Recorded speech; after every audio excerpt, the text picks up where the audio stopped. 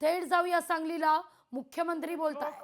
अहिल्यादेवी होळकर यांच्या पुतळ्याचं उद्घाटन करण्याकरता आलो आणि इथनं पुन्हा पुण्याला जाऊन त्या ठिकाणी छत्रपती शिवाजी महाराजांच्या एका नवीन पुतळ्याचं उद्घाटन करणार आहे.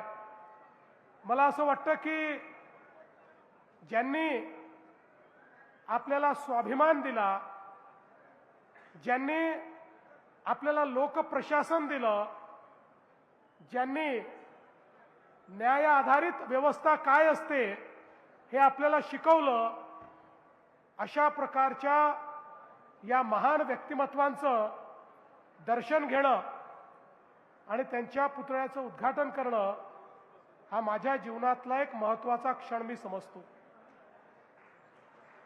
खरं म्हणजे हे वर्ष देखील अत्यंत महत्त्वाचे. पुण्यश्लोक लोकमाता अहिल्यादेवी होळकर यांच्या 300व्या जन्मशताब्दीचं हे वर्ष आहे आणि अशा या वर्षामध्ये सांगली महानगरपालिकेतील या भव्य अशा चौकामध्ये महाराष्ट्रातला सर्वात मोठा पुतळा हा लोकमातांचा या ठिकाणी लावला. मी त्याबद्दल सांगली महानगरपालिका आणि मंचावरील सर्व नेते मंडळींचं अतिशय मनापासून अभिनंदन करतो, त्यांचे आभार मानतो.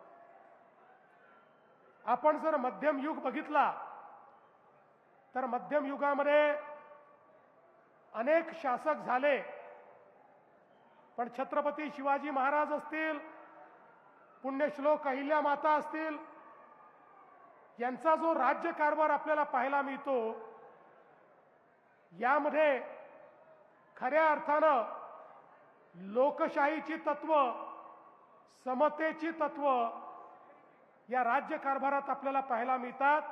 आणि म्हणून या भारताच्या इतिहासामध्ये जर कुठल्या शासकाला पुण्यश्लोक ही उपाधी मिळाली असेल तर ती अहिल्यादेवींना मिळाली, हे देखील या ठिकाणी अत्यंत महत्त्वपूर्ण आहे. आपल्याकरता अभिमानाची गोष्ट आहे की पुण्यश्लोक अहिल्यादेवी यांचा जन्म आपल्याच महाराष्ट्रातल्या नगर जिल्ह्यातल्या चोंडीमध्ये झाला. त्यांची जन्मभूमी महाराष्ट्र आणि कर्मभूमी हा माळवा प्रांत होती. आपल्याला माहिती आहे, मराठा साम्राज्याच्या विस्तारामध्ये ज्यांनी अत्यंत महत्त्वाची भूमिका निभावली ते सुभेदार मल्हारराव होळकर, की ज्यांनी खऱ्या अर्थानं तळपत्या तलवारीचं तेज काय असतं हे आपल्या विविध लढायांमध्ये दाखवून दिलं. त्यांच्या सुनबाई म्हणून ज्यावेळी पुण्यश्लोक अहिल्या माता गेल्या, सुभेदार मल्हाररावने त्यांना कधी सून समजलं नाही, त्यांना आपल्या पोरीचा दर्जा दिला. आणि त्या माध्यमातनं आपल्याला कल्पना आहे की पुढच्या काळामध्ये पतीच्या निधनानंतर ज्यावेळी त्यावेळच्या अतिशय अनिष्ट अशा प्रकारच्या प्रथेप्रमाणे त्यांनी सती जाण्याचा निर्णय घेतला, त्यावेळी मल्हारबांनी त्यांना सांगितलं की या राज्याची जबाबदारी तुला सांभाळायची आहे, या जनतेची जबाबदारी तुला सांभाळायची आहे, या जनतेला उत्तरदायी तुला व्हायचं आहे. आणि म्हणून आता शोक त्यागून दे, शोकात न राहता आता इतरांच्या चेहऱ्यावर हास्य कसं फुलवता येईल याचा प्रयत्न तू कर. आणि त्यातनं प्रेरणा घेऊन आपल्याला कल्पना आहे की पुण्यश्लोक अहिल्यादेवींनी 28 वर्ष सतत राज्यकारभार चालवला आणि एखादा राजा एखादी राणी ही कशी असू शकते याचं प्रचंड मोठं उदाहरण हे आपल्याला पाहायला मिळालं. सगळ्यात महत्त्वाचं आपल्याला माहिती आहे की मुघलांच्या आक्रमणामध्ये आमच्या संस्कृतीची पाळंमुळं मिटवण्याचं काम हे मुघलांनी केलं. राम मंदिर तोडलं, काशी विश्वेश्वराचं मंदिर तोडलं, गयेचं मंदिर तोडलं. सगळे आमचे जे पुण्यस्थळ होते, जे आमच्या धर्माचे संस्कृतीचे प्रतीक होते, हे सगळे तोडण्याचं काम हे त्या ठिकाणी मुघलांनी केलं. पण त्याच वेळी या सगळ्या मंदिरांचा जीर्णोद्धार करून पुन्हा एकदा आमच्या संस्कृतीला पुनरुज्जीवित करणारा जर कोणी असेल तर ते आमच्या पुण्यश्लोक अहिल्याबाई होळकर होत्या, ज्यांच्यामुळे आमच्या संस्कृतीचं पुनरुत्थान झालं. आज उत्तरेकडचं कुठलंही मंदिर बघा, दक्षिणेतलं कुठलंही मंदिर बघा, पूर्वेमध्ये आपण गेलो तर त्याही ठिकाणी जगन्नाथपुरीचं मंदिर बघा, पश्चिमेत आपण गेलो तर महाराष्ट्र आणि गुजरात मधली मंदिरं बघा, तिथले तट बघा, तिथले घाट बघा. या प्रत्येक ठिकाणी एकच नाव निनादत असतं आणि ते नाव म्हणजे लोकमाता अहिल्याबाई होळकरांचं नाव आहे. हा सेतू हिमाचल या भारताच्या संस्कृतीला त्या ठिकाणी पुनरुज्जीवित करण्याचं काम, त्याचं पुनरुत्थान करण्याचं काम हे अहिल्यादेवींनी केलं. आणि म्हणूनच राम मंदिर आणि काशी विश्वनाथाच्या पुनरुत्थानाच्या वेळी आपले प्रधानमंत्री मोदीजींनी सांगितलं की आज आपण हे करू शकतो आहे कारण कधीतरी मुघलांच्या आक्रमणामध्ये या मंदिरांना वाचवण्याचं काम हे पुण्यश्लोक अहिल्यादेवींनी केलं आणि म्हणून आज याची निशाणी आपल्याकडे उपलब्ध आहे. पण बंधू भगिनींनो, त्याही पेक्षा महत्वाचं काय आहे, एवढा संपूर्ण उत्तर दक्षिण पूर्व पश्चिम सगळ्या भागामध्ये इतक्या मोठ्या प्रमाणात जीर्णोद्धार अहिल्यादेवींनी केला.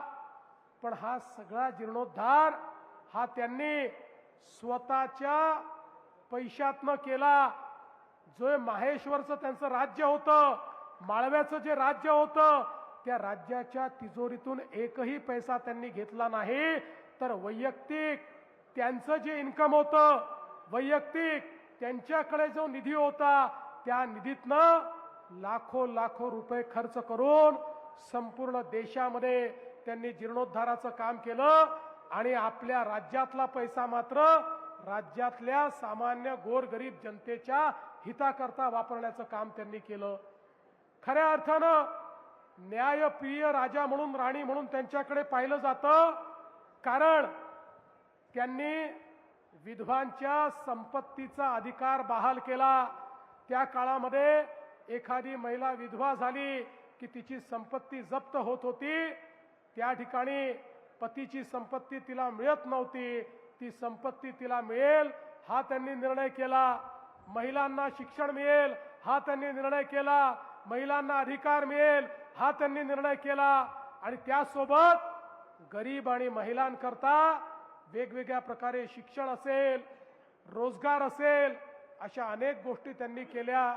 आपल्याला माहिती आहे, माहेश्वरमध्ये त्यांनी साडीचा आणि विणण्याचा व्यवसाय आणला, विणकर आणले, त्यातनं अतिशय तलम कापड तयार केलं. आणि माहेश्वरचं कापड आणि माहेश्वरच्या साड्या केवळ भारतामध्ये नाही तर भारताबाहेरही जायला लागल्या आणि मोठ्या प्रमाणात रोजगाराची निर्मिती करणाऱ्या अहिल्यादेवी होत्या.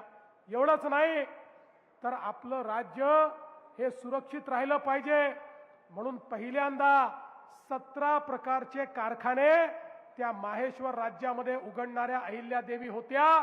त्या माहेश्वर राज्याला किंवा माळवा प्रांताला सुरक्षित ठेवण्याकरता जो दारुगोळा लागायचा, ज्या तोफा लागायच्या, जे शस्त्रास्त्र लागायचे, हे सगळे त्यांच्या स्वतःच्या कारखान्यामध्ये तयार व्हायचे आणि त्याच्या माध्यमातून त्या ठिकाणी एक प्रकारे रोजगाराची निर्मिती व्हायची आणि आपलं राज्य देखील पूर्णपणे सुरक्षित त्या ठेवायच्या. त्या काळामध्ये घाटामध्ये ज्यावेळी दरोडेखोरांचा सुळसुळाट झाला, त्यावेळी रानावनात राहणाऱ्या भटक्या आदिवासी सगळ्यांना एकत्रित करून त्यांची सेना तयार करून त्यांना त्या ठिकाणी प्रशिक्षित करून त्यांच्या हातामध्ये शस्त्र देऊन त्यांनाच त्या घाटाची रानावनाची सुरक्षा दिली. आणि लोकांना लुटणारे जेवढे लुटारू होते त्या लुटारूंवर कारवाई करण्याचं काम हे अहिल्यादेवींनी केलं. एवढंच नाही तर पहिल्यांदा महिला सैनिकांची तुकडी तयार करणाऱ्या देखील अहिल्यादेवी होळकर होत्या. ज्यांच्याकडे स्वतंत्र आमच्या महिलांची सैनिकांची तुकडी होती आणि स्वतः लोकमाता अहिल्यादेवी लढाईमध्ये समोर असायच्या, हत्तीवर बसून लढाईचं नेतृत्व करणाऱ्या अशा प्रकारच्या वीरांगना आमच्या लोकमाता अहिल्यादेवी होत्या. न्यायालयाची स्थापना केली. आपण आज जी न्यायालयाची पद्धत पाहतो तसं ग्राम न्यायालयापर्यंत प्रत्येक ठिकाणी न्यायालय त्यांनी तयार केले आणि सगळ्या न्यायाधीशांना सांगितलं गरिबाला न्याय मिळाला पाहिजे. न्याय जर श्रीमंतांनी विकत घेतला, श्रीमंताच्या दबावात येऊन केवळ तुम्ही न्याय दिला तर तुम्हाला पदच्युत करण्यात येईल हे सांगणाऱ्या लोकमाता होत्या. आणि म्हणून त्यांच्या राज्यामध्ये गरीबातल्या गरीबाला देखील न्याय होता. ही न्यायप्रिय व्यवस्था तयार करणाऱ्या लोकमाता होत्या. आणि म्हणून त्यांच्या राज्यकारभाराच्या संदर्भात आपण अनेक गोष्टी सांगू शकतो. मध्यंतरीच्या काळामध्ये त्यांच्या 300व्या जयंतीच्या निमित्ताने या ठिकाणी आपण एक अतिशय सुंदर अशा प्रकारचं एक फोटो बुक तयार केलं, ज्याच्यामध्ये सुंदर असे त्यांच्या इतिहासाचे फोटोग्राफ आणि त्याचा इतिहास लिहिला. आणि मला सांगताना आनंद वाटतो, हे जे पुस्तक आहे ते महाराष्ट्र शासनाच्या वतीनं भारतातल्या सगळ्या मुख्यमंत्र्यांना आणि सगळ्या गव्हर्नरला मी पाठवलं आणि त्यांना सांगितलं की राज्यकारभार कसा चालला पाहिजे हे लोकमातेकडनं शिकण्याकरता हे पुस्तक मी तुम्हाला देतो आहे. आणि खऱ्या अर्थानं चोंडीचा विकास आराखडा आज अण्णासाहेब डांगे या ठिकाणी आहेत. अण्णासाहेबांनी चोंडीमध्ये पहिल्यांदा त्या ठिकाणी आमच्या लोकमातेचं जे स्मारक आहे ते स्मारक तयार करण्याचं काम हातामध्ये घेतलं. आता एक मोठा आराखडा आपण तिथे करतोय आणि त्यांच्या या जन्मशताब्दीच्या निमित्ताने आपण त्यांनी जे बावड्या तयार केल्या, जे तलाव तयार केले, त्या ठिकाणी जे मंदिरं तयार केली, या सगळ्यांचं पुनरुज्जीवन करण्याचं काम आता आपल्या हातामध्ये घेतलेलं आहे. खरं म्हणजे त्यांच्या कार्याबद्दल मी कितीही वेळ बोललो तरी तो कमी पडेल. इतकं मोठं कार्य म्हणजे एकीकडे शौर्य होतं, दुसरीकडे धर्मप्रियता होती, तिसरीकडे प्रशासन होतं आणि चौथीकडे समता होती, न्यायाचं राज्य होतं. अशा सगळ्या गोष्टी या त्या राज्यामध्ये त्यांनी प्रस्थापित करून दाखवल्या. आणि म्हणून मी एवढंच सांगतो, लोकशाही मराठी ऐका, पहा, जागरूक रहा.